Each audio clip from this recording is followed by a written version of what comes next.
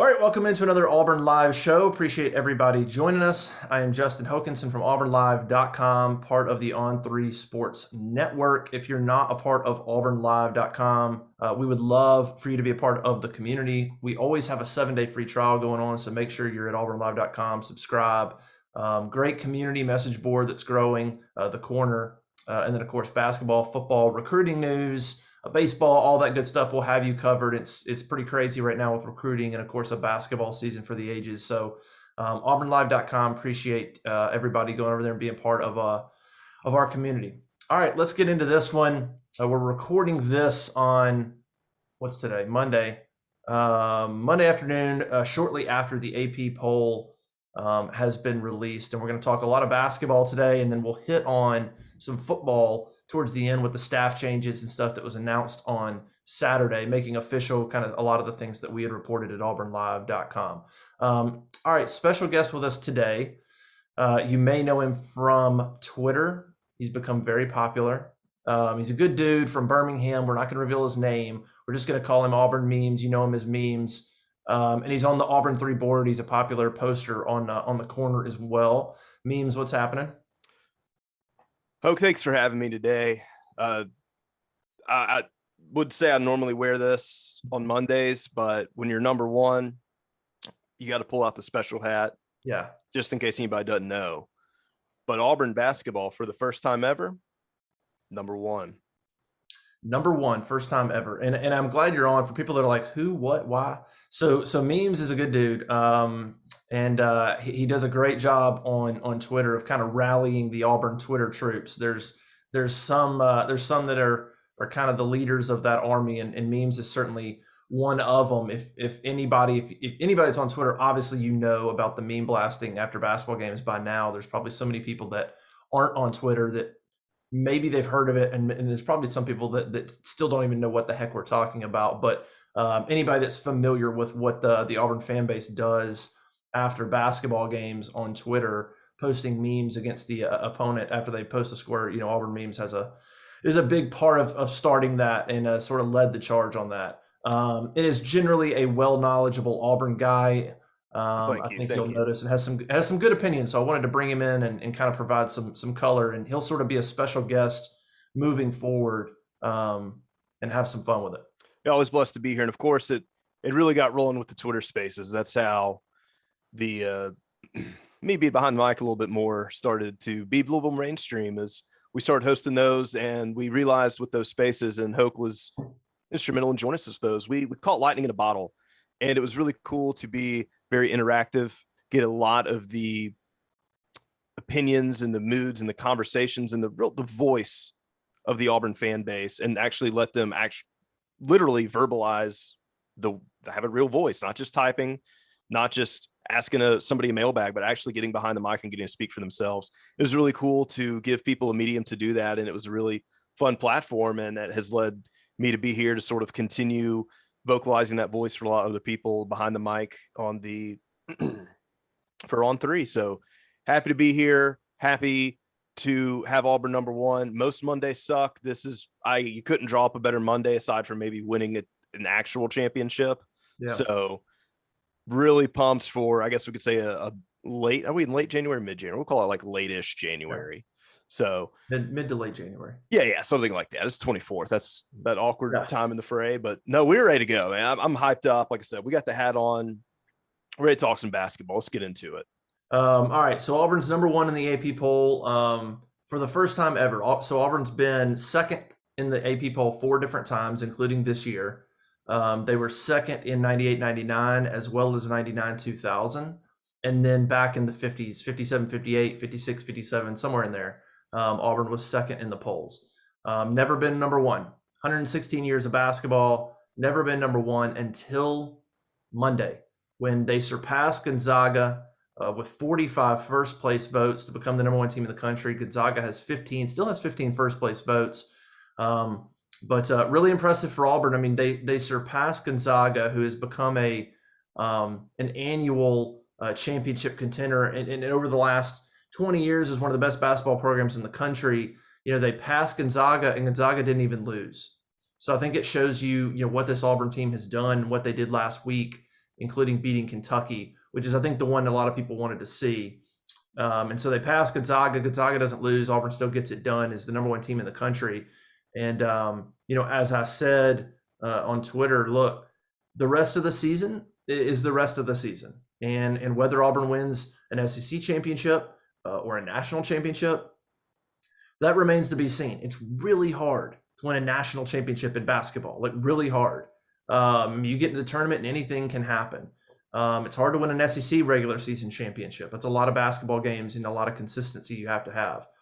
But I think it's important for Auburn fans, regardless of what you may, regardless of what other programs or analysts or pundits might say, like, well, why are you so high about a number one ranking in January? Or if you're thinking, well, we still want to win the championship, that's all fine. But understand, Auburn's never done this before. You made history. It's a benchmark for this program that will never be erased. It's a historical moment for Bruce Pearl, who's now led 3 programs. If you go back to Southern Indiana, who's Division II, Tennessee and Auburn, all to number one rankings. Tennessee had never been one before Pearl. Auburn had never been one before Bruce Pearl. And so I think it's important to take a moment and appreciate this moment as a historical moment, regardless of what happens the rest of the year. What Auburn did was a big deal. It was significant. It matters. And it's something to be proud of in and of itself. You want to win a championship, but what happened on Monday is a big, big deal for Auburn basketball. And I think people need to keep that into perspective when they think about this. Go try to win a championship, but savor this moment and brag about this moment because it is a big deal. Well, yeah. So the part of this, so we're going to look at the bringing in as being somebody on the front lines here on the internet. A little bit what were the haters saying about this? And let's zoom back to last Monday when that real disappointing gut punch came of hitting that number 2, thanks to one particular voter. A lot of people said, well, you could have got number 1. It wouldn't have mattered. Y'all going to lose to Kentucky Saturday anyway. So y'all had that number 1 ranking. You probably would have held on to it for just a few more days after this. So, you don't even get your chance at it. You're definitely not going to get your chance come time the next day people drops, which would have been today.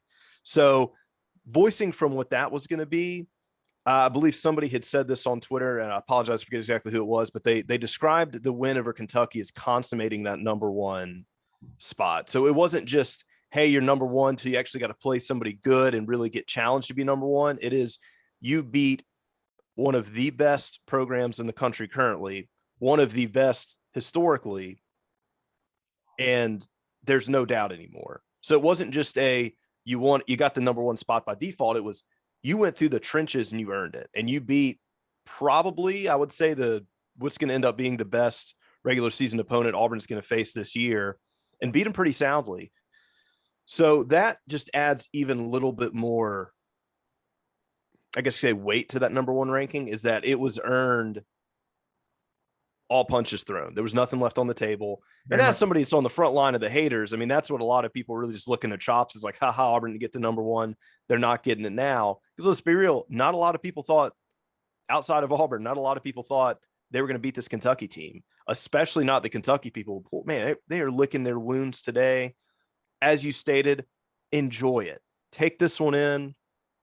It's historic. And like I said, it wasn't just, well, Auburn got to that number 1 spot because they didn't beat anybody and everybody else just happened to lose. I mean, it was fought and clawed, and Auburn was getting a lot of doubt from the beginning of the season. It's not like they just rode some top 10 preseason poll all the way to the top. I mean, it was Auburn started. What did they start the season officially? 22. AP, was it 22? Yeah. Yeah. So I mean, that's gradually moved up as they went. The LSU win kind of bumped them up probably into the 13. Well, they said they were already about there. There was a win before that bumped them up. They win LSU, kind of bumped into 10, and then they've been sort of there.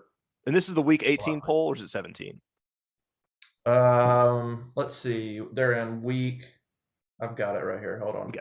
Week 12. It's the week 12 AP poll. So they might have waited. It's the 12th AP poll. Just ignore my awful guesstimate on that one.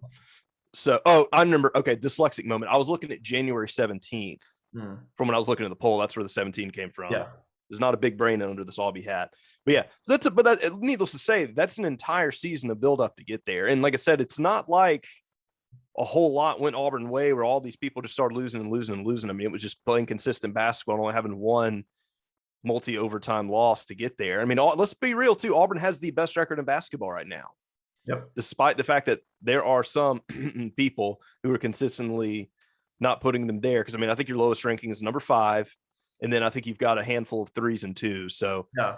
bewildering. I would love to see, outside of people citing KenPom and various other computer rankings, how anybody could try to argue with a legitimate argument outside of just skewed statistics that this is not the best and most consistent team in basketball right now. No idea. But man, It is great. It is great feeling. And I think it's important to point out, so we're talking about Jesse Newell, who called all kinds of crap. I wasn't going to say his name. I wouldn't even. They're out there. No, we say names. We call people out. So Jesse Newell ranked Auburn 9th. He put Auburn 5th. And for those that maybe don't pay attention, there's a lot. No, I wouldn't say a lot. There's definitely discrepancies in how people vote. Just like, hey, look at the Heisman or anything else, right? People are going to be. They're just going to. How they vote or how they view it is going to be different from another person. The AP poll's odd, especially lately with all the computer rankings, is you have people that there's a mix of people on how they're voting. Jesse Newell is one of those people that votes basically by KenPom. KenPom's a very, very popular computer rating. The problem is KenPom is a predictive ranking. It is not a snapshot. It's not meant to be a snapshot of what things look like right now. It looks similar. Now you look at it and go, well, that seems like it should look like right now. It's going to be similar, but it's more of a predictive ranking in how it weighs things. It's going to have recent success in there, but it's going to have some other things in there too that sort of weigh kind of more of a predictive aspect of it. So that's not how you rank a team in the week 12 AP poll. In my opinion, this is the week 12 AP poll. It's the snapshot, how our team's ranked right now. This is the ranking right now. That's how it should be. And so you have a few voters that like to look at KenPom or some of these computer ratings that are not a snapshot of now. And that's how you get Auburn 5th. Or you look at the ESPN BPI. That's kind of the same thing. And Auburn's like 9th or 10th. Some of these computer rankings, Auburn's outside the top 5, but they're predictive. And so they just kind of predict a few more losses for Auburn and figure they're going to finish kind of in that 5 to 6 to 7 range. Where you look at Auburn and why they should be number 1, like you say, you look at whether it's ESPN or some other metrics. There's also a metrics called strength of record or record quality. Auburn's number 1 in about every one I've seen. And basically what that's saying is, based on who they've played and their record, their performance this year is better than anybody's in the country. Taking into account who they played and what the record is against who they played, nobody's performed better than Auburn. And to me, that's exactly what you should go off of when you rank a team. Who have they played? What's their record? So based on those two things, they've performed the best. Their quadrant wins are the best. Their Q score, quadrant 1 and 2 wins. I think they're 10-1. I think now they're across the board. They're probably have the highest average projected seed, whether it's Lenardi or bracket matrix. They're the number 1 overall seed projected. So the things that should go into a ranking now, Auburn's 1. And so whether they stay there or not, we'll see. But that's why you have somebody like Jesse Newell ranking him 5th. He just decides to go more by KenPom, which is a predictive ranking, which shouldn't be how you rank a team January 24th, this week of college basketball. Well, fortunately, us being on the front lines of Twitter, if there was any way to mock or meme or just blow up this guy's mentions, I mean, he has definitely had record-setting engagement from Auburn people in the last 7 days, and no one let him forget it. I can assure you that. I do want to kind of jump to the big segment here of the big reveal of this odd camera angle. I know I didn't tell you in the pre-show discussion. Yeah. But this is still going into why this is a special moment. Just a little background for anybody who may be watching this live on YouTube. I was going to work and getting my behind the scenes as pretty as Hoke's up there. I mean, he's got this beautiful backdrop. I look like I'm kind of an episode of Hoarders here. And I was going to fix that. And I remembered one thing. And I'm going to pan my camera over, or my head over just a little bit. And Hoke, if you see this guy right here, can you tell what that is? Looks like the cows that they dropped from the Georgia Dome. Well, I mean, they might have dropped them in Auburn Arena too, but that is absolutely correct. Yeah. So as you guys know, they did back in the day, yeah. Yeah, they keyword back in the day. Yeah. So they did the cow drops in Auburn Arena. So I did confirm this as I was remembering. I was like, okay, I need this background to be authentic. So I moved in my house, which is this right here, in 2017. And this cow has been hanging on that fan since about that time. And that, sure enough, is a Tony Barbie cow from the 12-13 basketball season, Wow. which yours truly was at that game. And that cow has survived. I believe it had a coupon for a free milkshake on it. And that's been hanging up there. And I kind of realized that when I was looking in this room, I said, man, okay, that season, Auburn went 9-23, 3-15 in the SEC, and even lost to our good friends, our now allies, Murray State. And I'm looking back over the schedule, and man, you talk about just some ugly losses, some ugly basketball. I believe, was that the Varese War season, or was that the season after? I couldn't remember. I can't remember. But all the same, it was just one nightmare after another through that. And that cow hanging up there just reminded me, I was like, I probably caught that cow in a very uncontested student section that was probably had 50 people in it in its entirety. I probably walked in 3 minutes before tip off to empty hallways. And so I guess I just want to kind of reflect on that cow up there to just remember where we've been. And really, that was less than 10 years ago. Yeah. And here we are now going from 9-23 Auburn basketball being in an empty arena that, I mean, they couldn't pay students to come to those games back then. And then here you are, you've got, and this is something to talk about. This is a great segue to this. You've got students building a tent city the night before a game in freezing cold, foggy, misty weather. Yeah. It is unbelievable, the culture shift. And I think a lot of that spins with Bruce's personality and just seeing just how disinterested students were and just that entire brand when I was there. And I'm just saying that like, hey, I was a believer. So this was really special for folks that just went through the trenches of Auburn basketball and to see where it's come in just such a short time. And I think you'd brought up the point of Auburn's record since 2018. Isn't that right? What was that number? Well, in the last 5 seasons, Auburn has 112 victories, which is the most of any program in the SEC. And they've won 50 conference games in the last 5. The crazy stat is they've won 50 conference games in the last 5 seasons. The 10 seasons before that, they won 53. Yeah, that's wild. So I would be willing to bet if you took that number and then flipped it to see in conference where Auburn's number are, they would have to be very close to the bottom. I don't know if we have that statistic like right. I don't. I mean, but you're going to look if Pearl puts this up in 5 years, you know, you're going to look back and go, okay, the last 10 years Auburn won 100 conference games. The 10 years before that, they literally won half. I mean, completely doubling your production in SEC play for a 10-year period from a 10-year period is, you know, it's remarkable. And you mentioned Bruce. That's where this all starts. It literally took and was going to have to take a personality unlike very few we've seen in college basketball to do what he's done at Auburn and in the environment. People just don't remember, man, that people that didn't go to Beard Eves when Jeff Lebo was there, or certainly Auburn Arena when Barbie was there. Man, there were seasons where the average attendance was 4,500, maybe 5,000, maybe 6 at some high points, average attendance wise.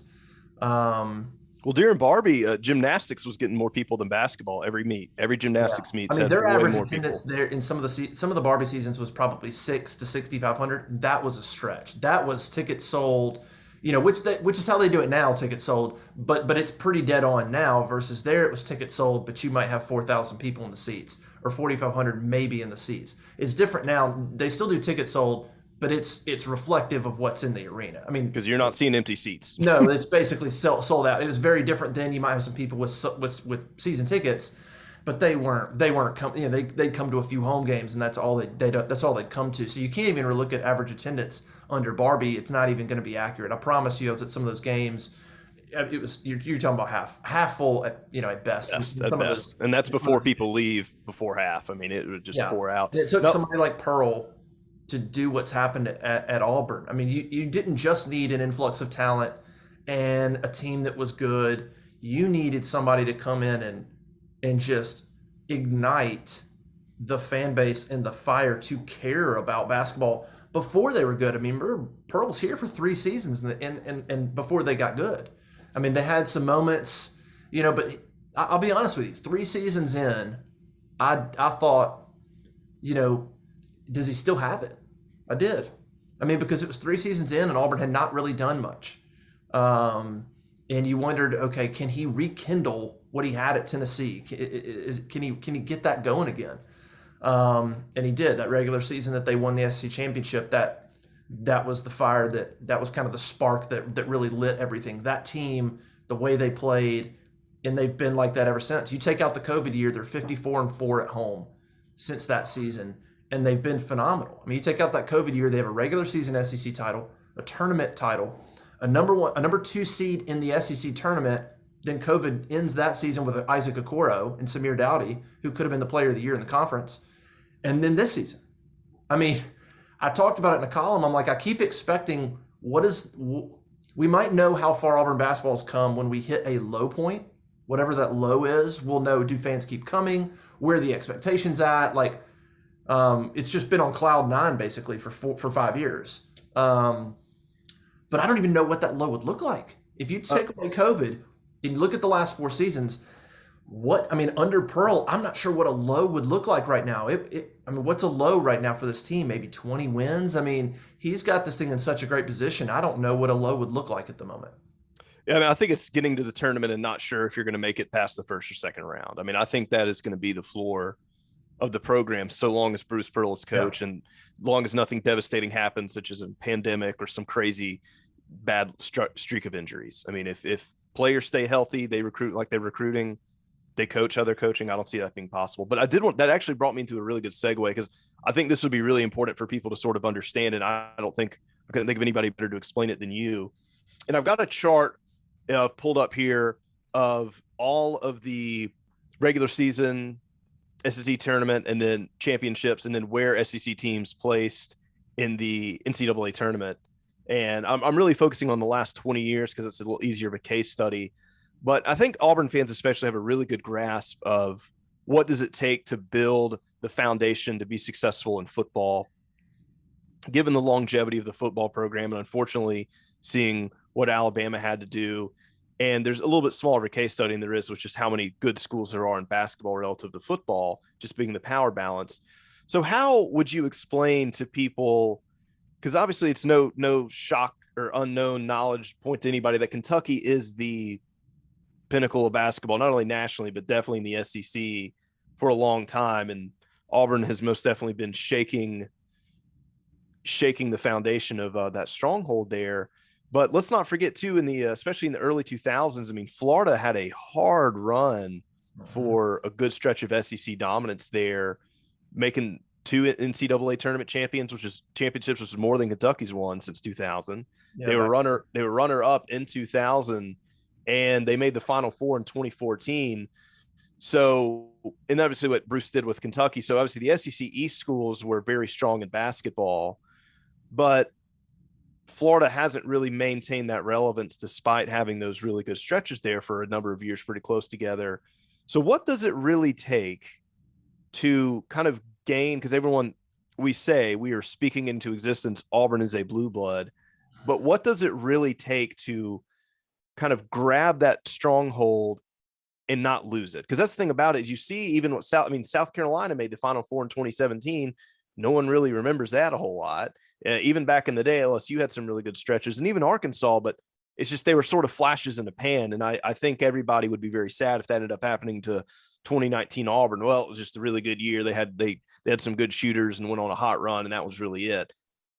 And it's looking like, okay, you take that Isaac Okoro team in 2020 would have been a tournament team, postseason ban the following year. And then with this, and as we were saying, there's real momentum going with this program, consistency. But what does that really look like to actually build that to where say, hey, Auburn could be a legitimate SEC powerhouse and hold it? Yeah, I mean, I think I would say first is, do you have a program that's got the history? And if you do, then you should be able to, you should never drop that far. You shouldn't, whether it's Kentucky or Florida. Florida's not what they were under Donovan. They're pretty good. I mean, they're Mike White, pretty good teams. Haven't quite, they're not on that same level. But I mean, if you look at Tennessee, I mean, Pearl leaves, they go through some bumps, and then they've got it back with Rick Barnes. If you've got a program, you can sustain some of that. Auburn hasn't really had that. So for now, it's Bruce Pearl has got to stay at Auburn as long as he can. I mean, he's building a foundation now, and he's got to continue that for as long as possible to strengthen that foundation as long as possible, so that when he does step down, there's a 10-year run of massive success recruiting in Atlanta, massive success recruiting on a national level. You look up and maybe there's 7-8 guys in the NBA playing basketball from Auburn. That's where he needs to get Auburn before he leaves, I think, for Auburn to try to sustain that, because what Bruce is doing now is awesome, but whoever the next coach is not going to be Bruce. You're not going to have the marketing, the personality. It's just not, there's very few of Bruce Pearls. So you're not going to have that. You're going to need to have a good program.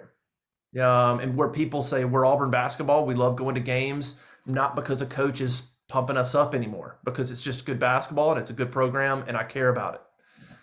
That's where they need to get to. And so I think it's going to take probably another at least 5 years of Bruce doing what he's doing now, to some degree, of where you look back and you're like, Auburn's been in the tournament 7 straight times, a couple Sweet 16, whatever. And you've got a nice generation of students that went to Auburn, then got out in the workplace, in the world, and that whole time Auburn's good, or whatever. Or you have people that are teenagers and then now they're in college, or maybe you just need a good stretch of basketball, I think, for Auburn to sustain it. And I expect it. I mean, Bruce Pearl, whether he goes anywhere or not, Auburn needs to make some commitments to him in the basketball program to make sure he doesn't leave. But if they can do that, then I think you're in a good spot. But Auburn just doesn't have that history. If Bruce left tomorrow, Auburn they'd be in a tough spot. I mean, I think they've got some good recent success for sure, but I just think you got to continue to build that foundation for another 5, 6, 7 years, whatever it is, and then make the right hire. That's obviously big. Make the right hire that can continue it, and then I think you're in good shape.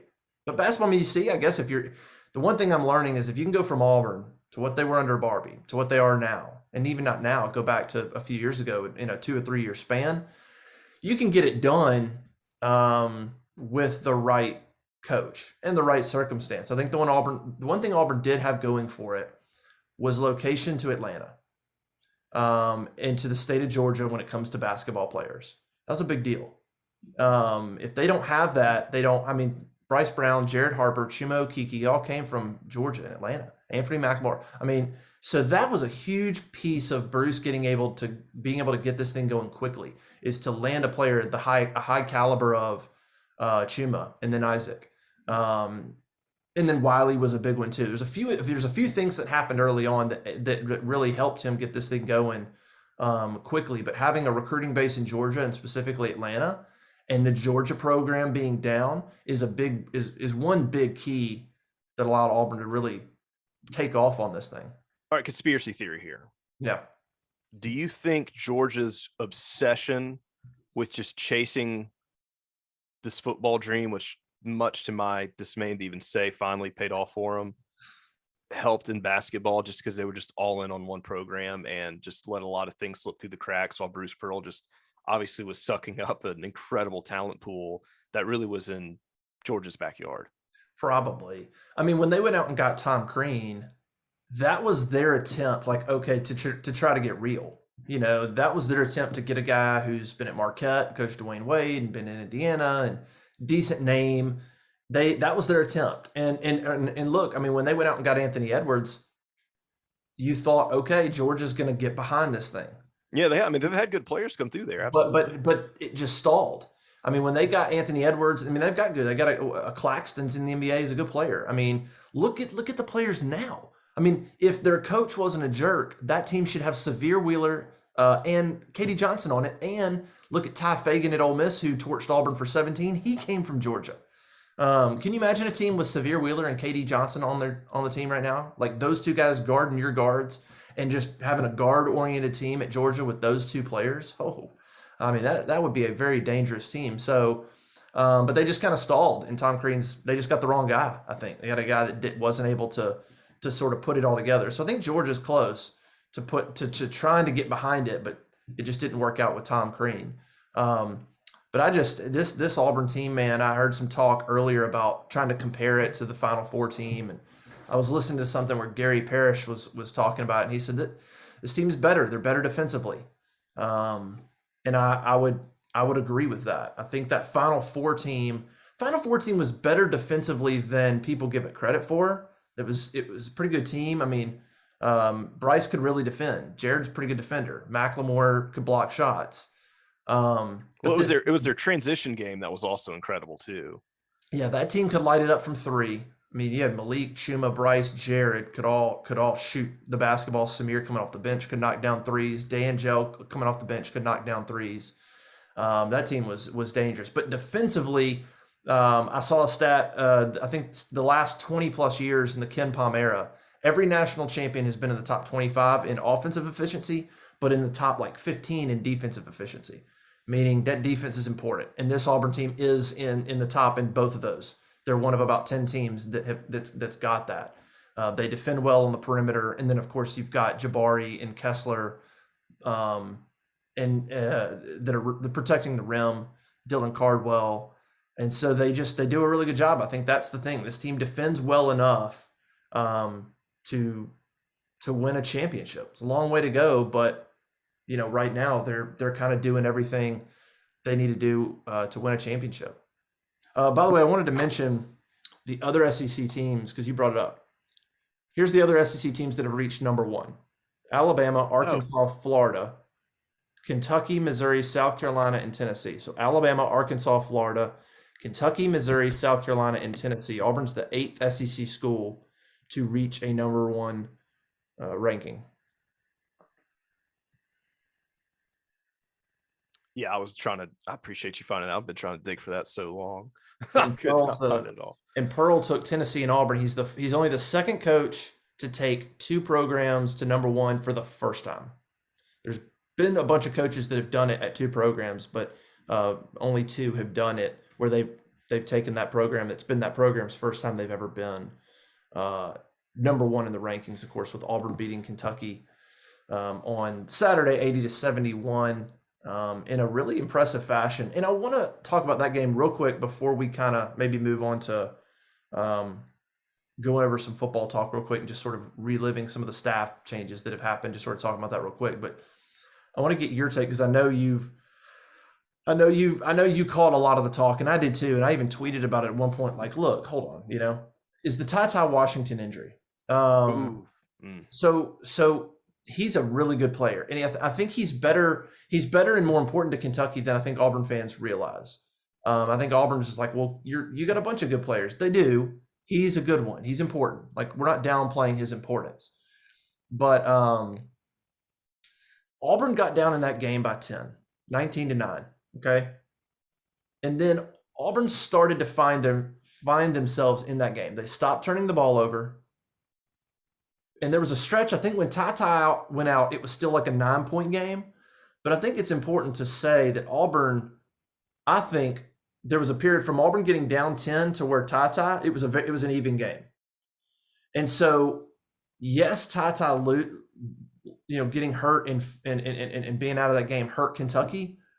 But I don't think it's accurate to say that because he got hurt, that's Kentucky was rolling and then he got hurt and then Auburn got their stuff together. That's not accurate. Auburn had like 4 turnovers in the first 5 minutes. Yeah, they played sloppy. Yeah, terrible, just really bad decisions. Then they got their stuff together. And there was a couple of minutes, maybe 3-4 minute stretch where it was an even game. Maybe Auburn even had a slight edge. Then Ty I hurt. Then Auburn continued that momentum and got the lead to cut the lead to 4 at halftime. So I think there's a little bit more nuance in the whole Ty got hurt and that's why Auburn won thing. I think when you watch it closely, Auburn had regained some footing, had settled in a little bit, stopped turning the ball over, and had played a stretch of basketball that was even. Then Ty got hurt. I think he hit the floater. I think the floater made it a 9-point game or something to make it 25-16, something like that. So Anyway, good player. And if they play again, on a neutral court, I would imagine that things will go differently if Tata's in the game. But you're talking about Auburn didn't just win the game though. Auburn went down by 9 and went all the way up by 12 in the second half before ultimately winning by 9. So you'd have to convince me that Tata is a 21-point difference. That's a huge difference from going down 9 to Auburn eventually pushing it to up 12. It's not like Auburn came back, and if Auburn had barely didn't take the lead till 3 minutes left and won by 2, then I would be with you on the Tata thing a little bit more. But Auburn took that game over and pushed that lead all the way to 12, scored 51 second half points, and was up by 12 in that game. And then Kentucky sort of hung around, and Auburn wins by 9. So Tata makes a difference, but by no means him going out does that mean that Auburn doesn't win the game if he stays in. Well, we see this with programs who are respectively dominant in their sports. Hint, hint, Alabama. Is anytime they lose to a school that they think is inferior, which given the complex is every other school, there's got to be an excuse. There's got to be a reason. There's got to be a rule change. And I think we've checked all those boxes with Kentucky, as we've seen on the internet, given the statement today, which I believe Coach Cal was talking about a rule change for the picks that Kessler had, which we hadn't brought up yet. But to the keeping it with just the tie situation, I tweeted this last night, and I said, well, I was going to spend a lot of time thinking about, and I did, across all of Auburn sports, what Auburn's record would look like, what the wins would look like, the championships, had Auburn just never had any injuries across any sport. Yeah. Man, we would be, talk about the Iron Bowls we might have, the bowl games, the national championships, the SEC championships, across all sports. And yes, it stinks. And obviously we're never going to cheer for anybody to get hurt. That's not what this is about. Yeah. But unfortunately, almost in an Auburn uniform. Right. But there are injuries that happen with sports. Yeah. And that is unfortunately part of the game that you just have to factor in. And every school has been there. After we lost the Iron Bowl, you didn't see Auburn fans going to change.org being like, hey, play us again at Legion Field when Bo Nix is healthy, bitch. Let's go. But yeah, Kentucky fans are just bombarding anybody that'll listen. They're like, yeah, come meet us in Nashville. We'll see how you do when Tata's healthy. Bet you won't do it. You don't have integrity. You're scared. And it's just it happened. And as you mentioned too, there's no definitive way to even possibly think that one, because was he going to play 40 entire minutes of the game? Probably not. He was going to have to sit out the rest. Is he what would have been happening then? It would have been the same difference. So it was just, as you mentioned, Auburn played sloppy basketball. They turned the ball over. And was he a factor in some of that? You probably, but from the game I saw, it was Auburn just making terrible mistakes, passing the ball bad, taking bad shots. And also for a second there, Kentucky just wasn't missing any shots. And as we mentioned at Ole Miss, that's not sustainable basketball. You're not going to shoot above 90%, or they might have even shot 100% that first stretch the whole game. Those numbers are going to average out, which they ended up did. Kentucky stopped making just insane buckets every single time. They stopped scoring after every single turnover every time. And then Auburn leveled their heads out, kind of got back in the game. I do want to bring up one last point with that, though. To summarize, yes, Kentucky fans, keep laying on the excuses. Make sure you tweet them. We will address every single one. It's a great time for us. But on a serious note, what's going on? I've just noticed a trend hardcore with it this season. I really want to get your take on it. What's up with Bruce Pearl really holding on to these timeouts? Because it seems like he's just really letting his guys play through them. And I don't know, what he thinks he's going to do with them, because they go away after the game. They go away after half. So is this just part of his just coaching thing? Is this because I don't think he's been like this before? So what's up with that? He just isn't letting runs happen. Yeah, that's his coaching personality. Now, there was maybe a point in that Kentucky game where a timeout would have been warranted. Wendell had a couple of bad possessions straight. I think when Toppin had the 360 dunk, it was just as sloppy as it could be. And maybe there was a timeout, but that's just his personality, his coaching personality, especially at home. At home, he knows he's got the crowd. He's going to let his guys play through it. But man, the first 7 minutes of the game flew by because nobody was calling timeouts, and Kentucky was hitting shots, and weren't a lot of fouls. And so it's look up, and it's 7 minutes been played in 5 minutes. How did that happen? But that's his personality. I mean, very rarely does he call a timeout. Matter of fact, one of the few times he did was Ole Miss on the road. At one point, he called a timeout, and I'm like, if he's calling a timeout when his team's struggling, then you know that his team is really, really struggling. Mm-hmm. It just doesn't happen a lot. I think he just, I don't know, it'd be interesting. I mean, I think there's some obvious ones where when you call a timeout, think about when Auburn went on that run and Devin Cambridge dunks that ball to go up 45-40, and Calipari is calling a timeout before Cambridge even dunks the ball. You can see it in the background of the photo. That timeout sent that arena into the stratosphere. I mean, it blew the roof off that place. And it allowed for just a sustained party for a couple of minutes during that timeout. Hanging from the rafters of that yeah. Yeah. Where maybe if you don't call that timeout, you go get a bucket. Go get the second you get a bucket, it will quiet back down a little bit. And so I think that's Bruce. Just go get a bucket, play through it, and go get a bucket. I think when you call timeout, sometimes it legitimizes the run. It sends a signal sometimes to your team that you're worried about what's going on. And so I think Bruce just doesn't like to do that. Just, I trust you. Go play. Well, you mentioned Cambridge, and I think we got to mention that him and Jalen both had some nice bench sparks. And that's been the most fascinating thing in the team this season is like, you're going to get a spark from your bench, and there's just no idea who it's going to be consistently. And I think that almost kind of makes it fun. It's like a lottery. Like, all right, who's going to come off the bench and just absolutely get the highlight reel for this week?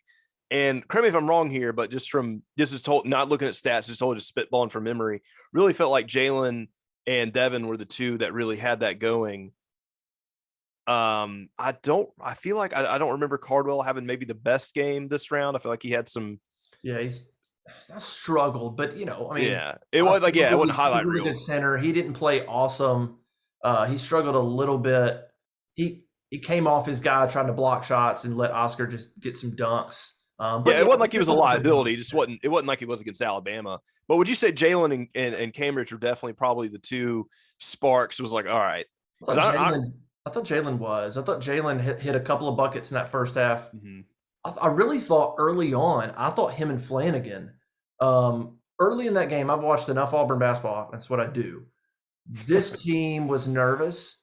They were tentative in the first 5, 6, 7 minutes of that game. It felt like Wendell for sure had the nerves going. They're never like that. They're never like that. And so I do think maybe the moment of what the game means, the home crowd, the expectations, I think it got to them a little bit. It did. And Kentucky did not look, it wasn't bothering them in the first few minutes. They were jacked up and ready for the challenge. And I thought Flanagan and Jalen, actually, the two vets, did a pretty good job early in that first 10 minutes of hitting some buckets. They looked like the moment wasn't too big for them because they've been in it before. And then the rest of the team caught up. You probably make an argument for Zep. Wendell caught up. But I thought Flanagan, especially early, I thought both those guys had some buckets, and you're like, okay, they look like they've been there before. Wendell, Katie, like a little bit of nerves with those guys early. I'll probably give Zep a little bit of credit there too. Just him being the most senior player on that team. He definitely felt like he had, and obviously Zep isn't the guy that's going to you're going to see the results in the buckets. You're going to see it just when he goes full honey badger mode out there. Yeah. But he definitely, being having to look a little more in depth of the nuances of basketball, had some pretty good ice water plays to where he's just like, hey, we're here for the moment. We are ready. We're not fazed by this. And just having that leadership across the board with youthful guy. And then obviously when KD was on it, I mean, KD's swagger when he gets hot and just, I mean, he is just a spark plug for that crowd. When he goes over there, Cardwell's ripping his jersey off. I mean, that's the kind of stuff that, like, just watching the live videos of that stuff, you could just, as we said, you could hear the roof just blasting off that building. Yeah. I mean, but the more you watch this team and what they're developing into, boy, it's hard to not point to Wendell Green as the true spark plug. I mean, there's some spark plugs. KD's one, and there's different ways they can score. I mean, they're so balanced. It could be KD, Jabari, Walker, Allen. I mean, there's different ways this team can score, and there's different guys that can score, but there's another level this team hits when Wendell is on his game. Wendell didn't score in the first half. He scored 11 in the second half. Auburn scored 29 in the first half, 51 in the second half. when he is confident, when he's coming off those screens, I tweeted it because I don't know. I like to compare and try to make analogies and think about things and say, watching him when he's on coming off pick and rolls is like watching Nick Marshall run the zone read. Oh yeah. That's what I said. Great comparison. It's an instincts thing. It's just instincts. He knows how to do it, and he generally makes the right decision on lobbing it, driving it, floater, layup, kicking it back out, whatever. He just seems to me, there's different spark plugs, but when Wendell's on, he can send this team into a whole nother level because of how creative he is with the ball, his ability to step back and hit those threes, which just light the place up. But he sets up Kessler, he sets up Jabari. It's just Zep can't do that. Zep can run the offense and play great defense. But Wendell's got some things that when he's on, that teams can't deal with. They cannot handle him. And do I leave Jabari? Do I stay back on Walker? That he just creates problems when he gets in the lane. So as much as I love this team, and I don't think you could point to any one player necessarily, but there is an element that I think Wendell takes them to another level. Well, yeah, and you notice second half when he was rocking it outside, that's when you really saw Kessler start winning those battles down low, because who pick your poison right there. And that's when Kessler started getting those passes, just dunking on their face, just I'm going up again and you can't stop me. Yeah. And then Jabari, I know this is definitely more toward the early of the game when Auburn was getting out of their rut. It was just Jabari's like, I'm the best player in this building. Don't make me prove that. And then when he had to prove that, and he was just, some of those just mid-range fadeaway jumper shots are just like, that's just cheat code. Like, that is NBA shots. You can't stop that. No one at the collegiate level is going to stop that shot. And he just hit some of those. And that was sort of some of the beginning reigns of that. And just getting back to what you're saying is, if you got Wendell out here doing this, you've got Jabari, who's a literal threat anywhere, double guarded, triple, doesn't matter. If he wants to make that shot, he's going to make it on you. And then you've got Walker down low, and then KD's just good luck finding where he wants to shoot the ball from.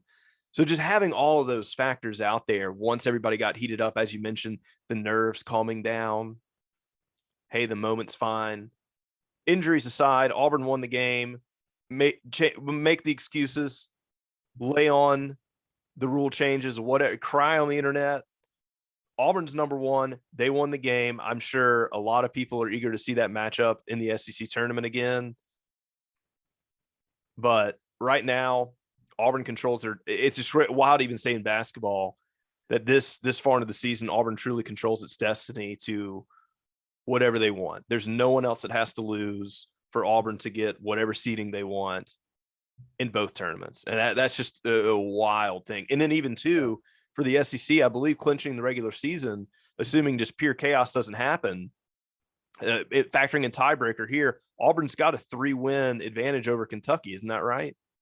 So I looked for this the other day because remember, Auburn and Tennessee tied, and Auburn beat Tennessee, but it was co-champions. So I looked to see if they've changed that, and I actually couldn't find it. And so, I'm not sure if they've changed that or not. Like, I think Kentucky could potentially tie Auburn, and I think the SEC might go co-champions. Now, Auburn gets the 1 seed in the tournament, which is what happened a few years ago. Auburn was the 1 seed, Tennessee was the 2 seed. But I don't know if they've changed that. I mean, they literally that year, they awarded Tennessee a co-championship, which is a joke because you're like, they're the only 2 teams with the same record, and one of them beat the other one. So why are we just saying you could both get a trophy? But beat them bad too. Yeah, whipped them. Yeah, whipped it. So I need to see if they've changed that or not. But whatever. Everybody. But regardless, Auburn's at least up 2 wins on them. Yeah, they're up 2 on Kentucky. They're up 2 on A&M. And 2 on Mississippi State, I think, and 3 on everybody else. For Kentucky, though, it would at least be 3 to lose the champ. Worst case scenario, you at least tie it, but it would be 3 to lose. Okay. Yeah, there's only a couple teams. Yeah, they're to lose it, you'd have to be 3 games worse for the rest of the way than Kentucky, A&M, Mississippi State. A&M, Mississippi State are good teams that very well could go to the tournament, but those teams I highly doubt. Those teams will be 3 games better than Auburn. Kentucky's the only team I think that could be 3 games potentially better than Auburn. Auburn could falter. Kentucky would take near perfection. They're good enough potentially to do that. everybody else, Bama, LSU, Tennessee, those teams all have 3 losses already. So they would have to be, Auburn plays Tennessee later in the year, so we'll see. But then Auburn already beat LSU. LSU would have to be 4 games better than Auburn. Alabama, if they lose at Auburn, they can't catch Auburn. Well, no, I mean, Tennessee maybe could pick up 3 games and beat Auburn, maybe. But it can, to me, assuming Auburn stays healthy and keeps playing in the way they've been playing, pretty consistent, Kentucky's the only team, right? Because Auburn could go into still catch Auburn. Auburn could go into Tennessee and already have it clinched, which is a nice point from just kind of a relief standpoint. Because that's probably on paper right now, I'd say just being away and being Tennessee, probably the toughest game left.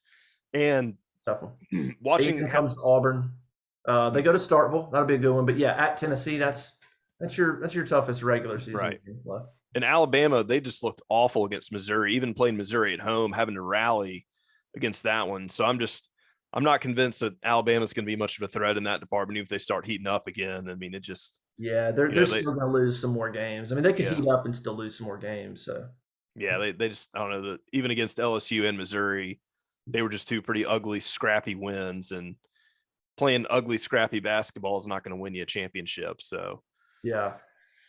Not to say the team can't, do a little something here or there, but probably not going to be the consistent product. Anything else on basketball that you want to hit on? Obviously, Auburn's 18-1, 7-0. They play Missouri on the road, which will be a challenge. Missouri's a different type of team. There's a reason Missouri whipped Alabama the way they did, because Missouri's really physical down low, and Alabama wasn't ready for that. Auburn's got some length there to handle that. Auburn's had pretty good success against Missouri. They did go up there and lose in 1920, but Okoro was hurt that game. That team, they lost to Missouri and Georgia when Okoro was hurt, and they struggled to score. But and I think with that, I mean, it's funny because we've been saying this now for about a month. Auburn's going to lose some games, like just kind of prep. The fan base is on a high. We're on cloud 9, just trying to let everybody know, like, there's going to be some games lost, especially some away games. And if any home game was going to be lost, it's probably this one. So at least you got through what seemingly would be the most choppy waters for losing one at home. But just there, it's probably going to happen. And at this point, it's going to happen to a more inferior opponent, because officially Auburn is the best in the SEC and the best in the nation. It'll sting, but think back to the Final Four season. No, might have been the season before that. I'm trying to remember now, but one of those seasons, A&M came in there like 2 straight years. A&M came in there and beat them. And, bingo. Because they beat them at home. A&M was okay. Well, one year A&M was actually really good. It was the same year A&M made a run to the Sweet 16, beat the crap out of North Carolina in the tournament.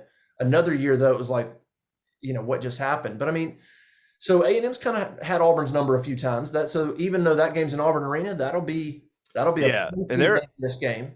They're a scrappy team, and obviously Ole Miss was my trap game. Kermit, that's just what he does.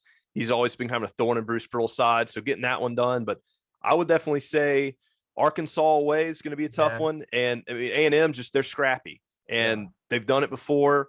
So I think those are the ones you're most definitely going to have to circle. I think being at home, I think just how engaged the fans and everybody are going to be for Alabama. It's a rivalry game; you never know what can happen, but Auburn will probably take care of business with that one. Now, I was probably feeling a little bit more iffy on that one before, maybe a month ago, but at this point, it's a tight game. I mean, Alabama's just, man, if they catch fire, if they come into Auburn Arena and start hitting threes, all bets are out the window. Right. And it's at the point now where, they loved always mocking, especially last year, especially. Oh, well, Auburn's got nothing left to play for. Then beat Alabama. We've got to post it, or whatever the crap they would say. And the table's going to be a little bit turned there, because they're just going to be playing spoiler alert. Yeah. And they're just going to want to be the, hey, we want to give Auburn that first SEC loss. And it's just at this point, Auburn's going to be playing. You're not hiding from anybody. You've got the target on your back, and Auburn has become the villain in basketball. And I think a lot of that, the whole Auburn family thing from just a perception of outside is gone. You can really, this dates back to what was happening with Cam Newton in 2010. Cheaters, multiply that with Bruce Pearl and the Pat 40 stuff. Yeah. Cheaters, what people have been saying now. And I think the fans have sort of embraced this just from the shit talking on the internet. probably myself being a big part of that problem. But the outside folks made that the reality. Is they try to paint Auburn into this thing, and it was just like, you know what, like, we're going to embrace that. If you want the mojo, if you want the swagger, if you want Auburn to be the villain, like, Auburn will be that. That comes with the target, though. And they have been rising to the occasion, and I think that makes any triumphs and successes they have this season all that more legitimate, because you can say, hey, we made this run and we got everybody's best game when we played them. And that, I think that's what makes it more exciting even to this point now, is because it wasn't kind of like the 2019, oh my gosh, Auburn came out of nowhere, we didn't expect that. It was like, hey, bring it on. And I think that's what makes it fun, is just when you beat a team when they're playing there, here Kentucky fans are going to start crying. We didn't beat us at our best. Too bad. Keep crying. We won. The rest of the SEC and the postseason, that's what's going to happen. So I'm absolutely looking forward to it. But I think that could probably wrap up basketball for now. If we want to jump in, I think we got a little bit of, it's so wild to think the sentence football news got overshadowed by basketballs. That's not like an Auburn sentence repertoire. Yeah. But yet here we are. So yeah, and they did that on, and let's talk about that real quick, and then we'll roll. And it's funny, the timing of that. So we reported some of that stuff, but the timing was not lost on me that Auburn officially released their defensive staff changes at 11 a.m. Central on Saturday, 1 hour before Auburn and Kentucky played in basketball, mainly because Derek Mason is now stepping down. And I think there's probably some negative connotation in that. And I think they didn't want to release that on a day where that got to be talked about and scrutinized and agonized over. They slip it in, boom, everybody moves on. So we'll kind of go over this real quick. So Derek Mason, defensive coordinator, steps down, may go to Oklahoma State, may go to the NFL, may do nothing. But he steps down as defensive coordinator. Jeff Schmedding takes over that role, who's been a defensive coordinator before. Zach Etheridge now coaches the entire secondary and is the defensive recruiting coordinator. Jimmy Brumbaugh returns to Auburn, a really good player for Auburn in the 96 range, 95, 96. Has coached at Tennessee, Kentucky, some other places. He returns. He's the new defensive line coach for Auburn. Christian Robinson, who's been the Florida linebacker coach for the last few years, is now Auburn's linebacker coach. Good hire there. And that's kind of the main changes. Obviously, the Mason one gets everybody's attention. Why did he leave? What's going on? I don't have a perfect answer for that. I do know that Derek Mason had opportunities with the Texas A&M. He even had opportunities with Notre Dame, and he turned those down. Whether he ended up at Oklahoma State or not, I don't know. But I think the one thing I think from what I understand is Derek Mason jumped back into this after coaching at Vanderbilt. And maybe this, you don't know going in, but as you look back, I just think this fit at Auburn, whatever the fit is, just wasn't quite right. And so Mason is essentially stepping back from coaching, which is why Auburn made the hire or the promotion of Jeff Schmedding and the hire of Christian Robinson before Mason's even gotten a job. So I think that kind of legitimizes that. I mean, Mason can do whatever he wants at this point. He basically just told Auburn, whatever happens, I'm just not going to be here. I'm going to take a step back. But I think Mason, he did a good job, recruited well, stayed on through the signing days, stayed on until Auburn started spring classes to try to land some of these transfers. So I think he did his job in that regard. And when it comes to Jeff Schmedding, I think he's a good coach. And I think he's got the respect from some of his fellow defensive coaches.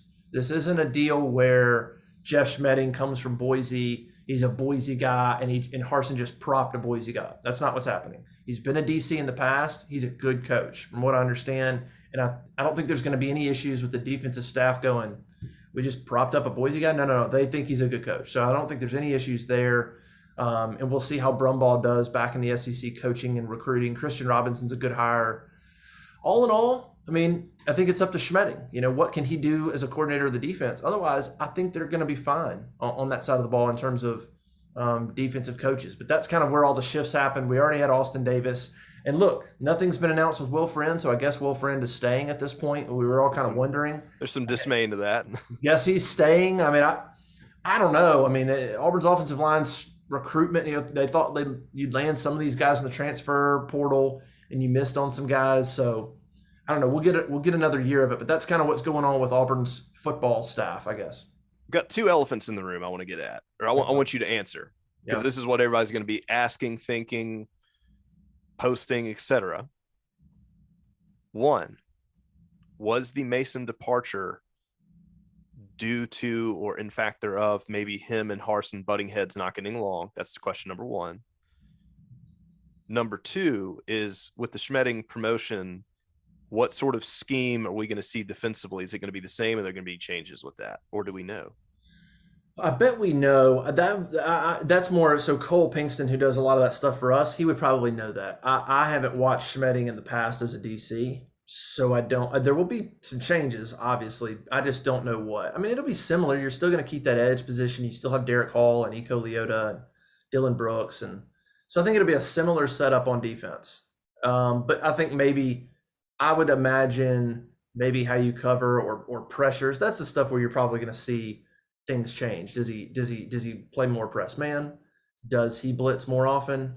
That's probably what I would look at as any differences from Mason and Schmedding, which I don't know the answer to. As far as Mason and Harsin, I mean, I would say first of all, I think people underestimate the butting heads. I think that probably happens more than you think. And so, but I don't know. I mean, in terms of was it Mason? Was the reason Mason stepping down? Did he just say I can't work for Harsin?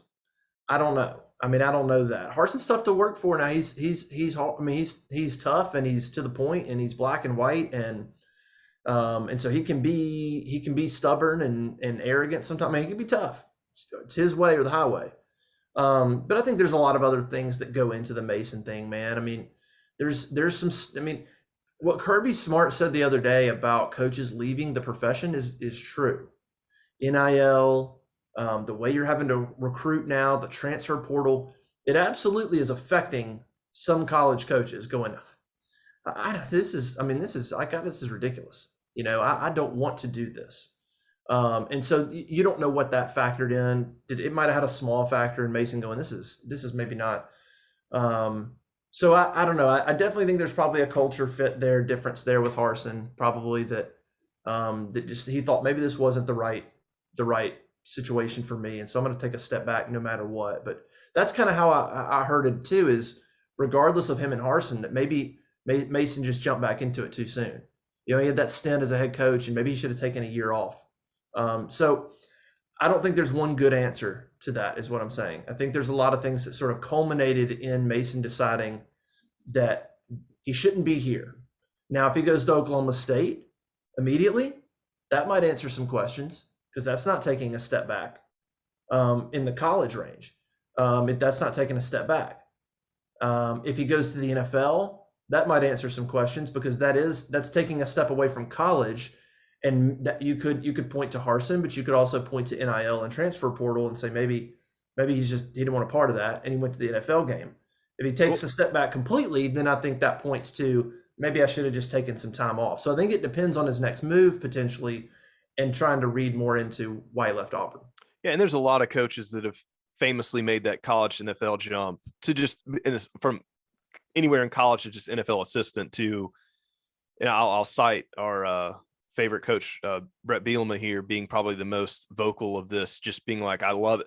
Basically, like, I love it because I can live a much more lazier lifestyle being in the NFL versus the high stresses of college. Now that's a very expected sort of synopsis given who was the one who went on the rant about it, but trying to translating that down to English, you can breathe a little bit easier in the NFL in certain aspects, even you're an assistant, versus having the grind and the hustle of what kind of comes with being in college.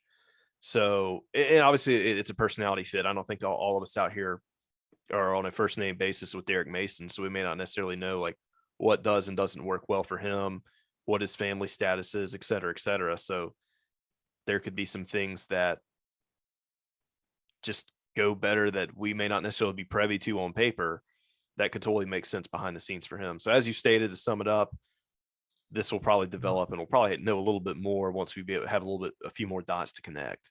Yeah. Yeah. So, I think, and probably smart for Harsin to release it when he did. It just kind of basketball's the hot topic. You could argue, hey, why would you release that right before Auburn's biggest game of the year? Did you steal any thunder? And the answer is no. They certainly weren't trying to. And honestly, it was probably more of a nod to the basketball program. And hey, we know that you're about to bury our news because what they have going on is more important. So I think it was more of a nod to, hey, we know basketball is about to be front page, so we're going to slip it in, and then it's going to be basketball, and people aren't going to be too concerned with trying to dissect sort of what we're doing. And I think the Mason thing is the main. If that comes out on a Wednesday afternoon, you're going to have hours and hours and hours of tweeting and columns and people going, why did Mason leave? Why did Mason leave? Does Mason not like Harsin? And you're not really going to get that because basketball has all the attention, and nobody's going to go write that. Combo point here, bringing up both sports. Do you think it was wise for Harsin to, I mean, not wise, that'd probably be a bad word to do it. Do you think he's gaining good brownie points from just going out there and high-fiving the students on, I guess, the what was formerly named Pearlville, now I think Jungle City? Yeah.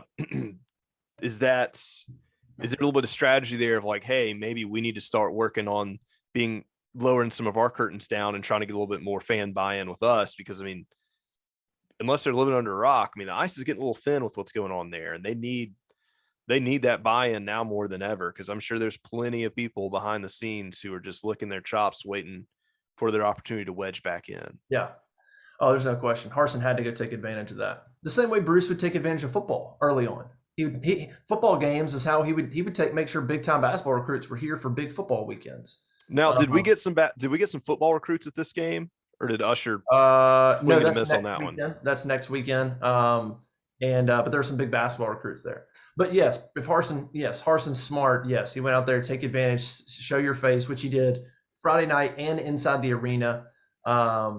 Yeah, you gotta let some of that good basketball juju rub off on you right now, and you got to use that basketball program a little bit to. And him and Bruce text, they talk. So I mean, yeah, because I say surely that's got to be good momentum for basketball, just from a recruiting standpoint. Be like, hey, recruits, you're going to visit Auburn, but you want to see the #1 basketball program while you're there, and also do you want to see? And I mean, this you talk about just couldn't write it up better for the time of year. Hey, you want to see how hyped up these fans are? Just imagine them cheering for you in even a bigger stadium, more students. Yeah. Hey, look at them online. Like you see how hyped up they're for you online. Like that's going to come to football too. So yeah, I mean, they got to capitalize on anything they can capitalize on. And I mean, right now you couldn't have some better stock to pull from just current events at Auburn. Yeah. So good times at Auburn for basketball, football, going through some changes. Make sure you're at auburnlive.com as a part of all of it. So go subscribe. Basketball at Missouri and then Oklahoma next weekend, the Big 12 SEC Challenge. Oklahoma, pretty good team, so pretty good challenge for Auburn as well. Memes, thanks for joining us. You're going to be back. I got to run because I got to go talk to Bruce Pearl and see what he's got to say after Auburn gets the highest ranking they've ever received in the history of their basketball program. So we'll go do that. Memes will be back. He's going to be a regular guest for us. Look at him with the hat and the glasses. I mean, he's got ready to go. We're ready to go. How do you not come back after that? We're gonna get the Tony Barbie cow in there somehow too. Gonna get it down from the fan. It was waiting for that #1 ranking. That's why I was hanging out up there. Yeah. I think now's the time. So you served your purpose. Now's the time. All right, dude. Appreciate it, man. Absolutely. All right. We'll catch everybody later. Thanks everybody for joining us. Go subscribe, and we'll see you later.